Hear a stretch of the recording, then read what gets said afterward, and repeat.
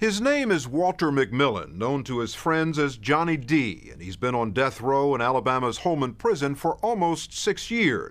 Here in New York today, a stunning development in a murder case NBC News has been following for nearly 3 years. A man freed this past spring after being wrongfully imprisoned for 2 decades. The world is always going to have problems. Some problems aren't fixable, others are. Through just mercy, I've learned that wrongful convictions are a bigger problem than you think. Wrongful conviction cases increase each year, and without some sort of change, the cases will only increase more.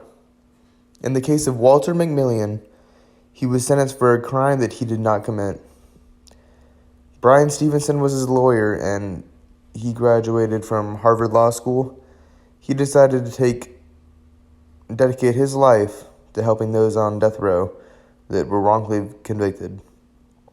Walter McMillan spent about 5 years in prison on death row. It wasn't until 1993, 5 years after the conviction, that he was exonerated during his first appeal. This was great news for McMillan, as this should have never happened to him.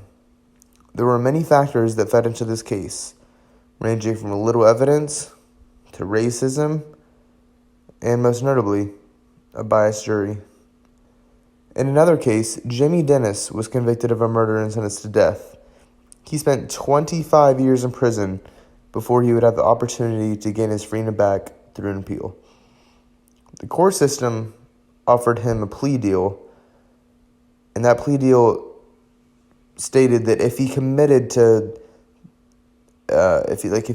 to committing the crime, then he would be released. And if he didn't accept that plea deal, then they said that his appeal case could possibly take up to 2 or 3 years.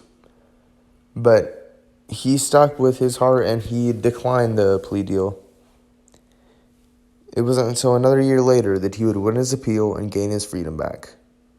When you're on death row, it feels like a gun is literally being held to your head every day. It is a day-to-day assault on the human soul. I had my life stolen away for 25.5 years for a crime I didn't commit. You can't get that time back. What we can ask is that the court system takes extra steps to prevent wrongful convictions. Those steps being an unbiased jury, the use of valid evidence, and tests done to make sure that the witnesses of trials are providing accurate information. In some cases, detectives or attorneys have altered what the witnesses saw. In the Central Park 5 case, the police coerced the suspects into giving false confessions. There seems to be some sort of regularity when it comes to errors in a wrongful conviction case. That regularity seems to be a biased jury or faulty evidence.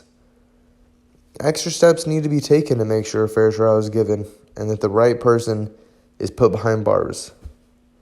It was published by the Springer Link that the public's views on certain trials and cases will also influence the outcome. We as a community need to focus on the facts of a case before we can try and bring someone to justice. We want the right person to be behind bars, but at the same time, we need to be careful of what opinions we voice, as that can alter the outcome of others. The court system needs to improve. It needs to improve so that the right person is put behind bars. It's that simple.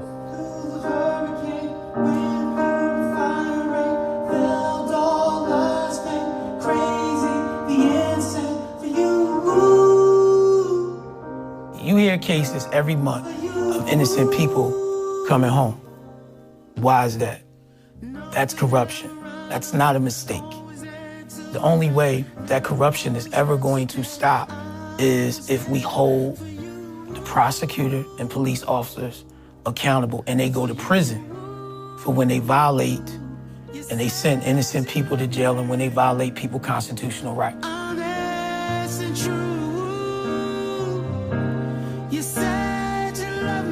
Am I worried about them coming to steal my life away again?